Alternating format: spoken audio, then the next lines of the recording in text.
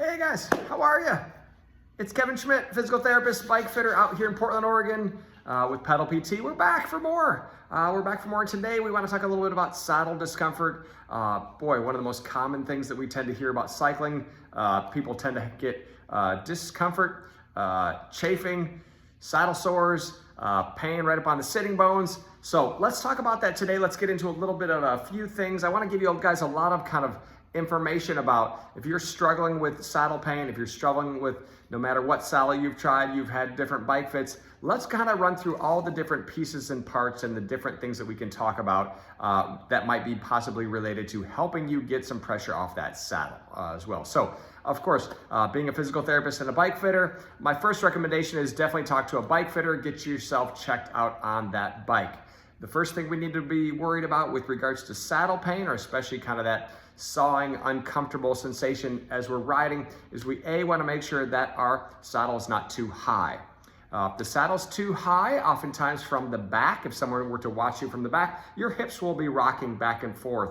And the reason that happens is if we're too high, we're going to reach at the bottom of that pedal stroke a little too far. And when that happens, that'll cause our pelvis to rock to that side.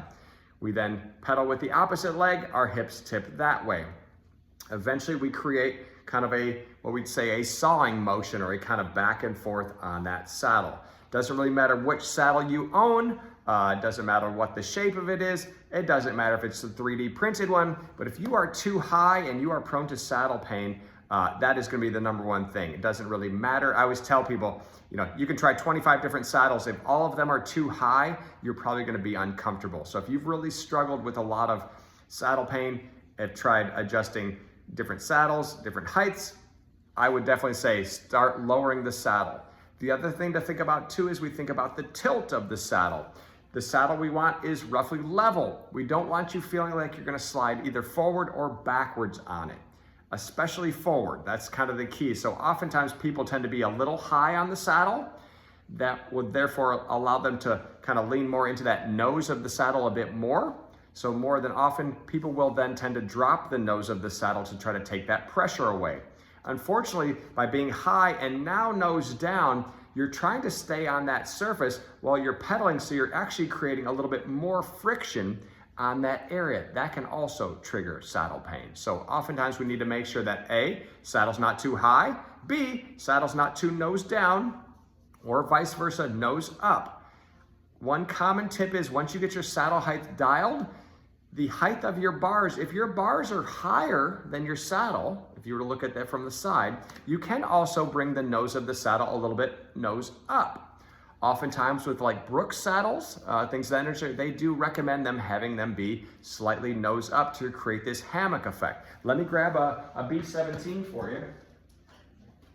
Of course, this is the Brooks, the B17, very, very common. This is leather, and of course, but commonly, if we have our bars higher than our saddle, we're gonna generally kind of tend to tilt this a little bit nose up. That creates this little bit of a hammock effect, so when we sit on that saddle and the leather breaks down, we're gonna have a little bit of sitting down into this, sinking down. That nose of saddle then should kind of provide us some support so we don't feel like we're gonna slide off that. Of course, we don't want the nose digging into tissues. That'd be a whole nother problem.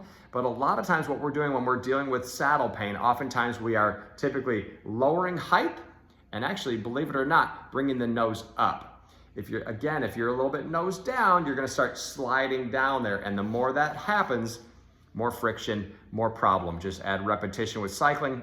That'll just drag that out as well. So bike fit is always gonna be kind of the first line of defense when it comes to saddle pain or history of saddle troubles, things of that nature. The other things we can kind of talk about a little bit too would be also the equipment that you're wearing. So there are cycling shorts with different chamois.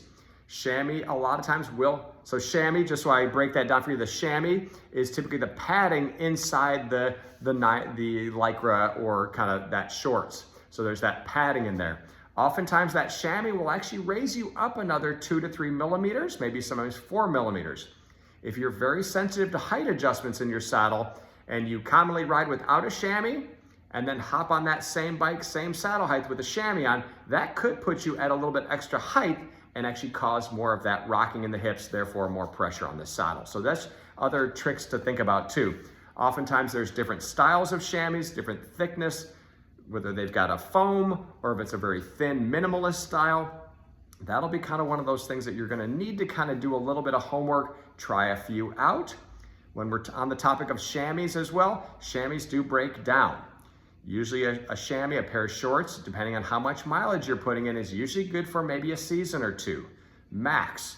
And then oftentimes a lot of that foam will compress down in certain places. So if you've got a chamois or cycling shorts that are like 6 to 10 years old, that'd be another thing just to kind of invest in something a little bit better quality that might help support you, kind of pressure, spread that pressure out on that saddle so you're not digging directly into those sitting bones or things of that nature. So that'd be one thing, chamois. While we're talking about chamois, there's also something called chamois cream. It is what it is. It is basically kind of a type of, usually a lotion or a type of kind of something that creates a friction-free environment or more lubrication or something to slide. If we didn't have to rub on that skin back and forth, if we had kind of a surface or something that allowed us to slide easily back and forth, that's kind of what chamois cream does. So it kind of gives us a little bit of a buffer if our saddle height isn't perfect, if our tilt isn't quite right and we're causing a lot of that rubbing or kind of sliding around the saddle. Chamois cream will kind of balance that out by kind of creating a little less friction, a little less hot spots. When you use chamois cream, typically you're going to kind of take some, put some into the under area where you're going to be sitting. Sometimes you can also put some on the chamois in the shorts itself. So you're trying to create this just very kind of smooth surface that you can slide around in, not necessarily rub on, if that kind of makes sense as well. But that chamois cream, if you're ever just getting small little adjustments, you don't feel like you're tilting at all, you don't feel like you're rocking, a little bit of chamois cream sometimes just kind of settles down the area, makes things more comfortable. I've been on long tours before where I've gone through a couple days without chamois cream. All of a sudden I'm feeling a little bit of saddle discomfort. I'll put that chamois cream on and that usually will remedy that as well. So it just kind of helps with the kind of the health of that tissue, as well as creating a good, nice barrier between you and just rubbing directly on that. So that'd be another thing as far as kind of saddle pressure, saddle pain goes as well. Now, the other things we think about have nothing to kind of do with bike fit. It's actually more the habits of how you tend to pedal, the gears you shift in, et cetera, et cetera. So the first of which, let's just talk a little bit about shifting, okay? So if you don't really think about this, but if you shift into a harder gear while you're pedaling, you're gonna push harder from your legs. That in turn will actually lift a little bit of weight or a little bit of pressure off the saddle. So I'm not saying pedal at like 40 RPMs at a very hard level, but if you can start kind of practicing shifting into a bit of a harder gear, the harder the gear, the more pressure that will push your bottom off the saddle a bit more, which can alleviate sometimes the saddle pain, okay?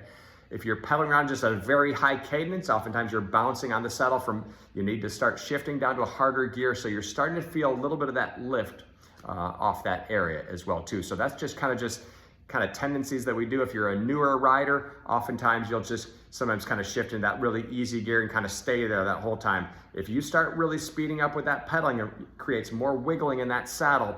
Sometimes shifting to a harder gear will just take a little pressure off, and sometimes we're dealing with just minute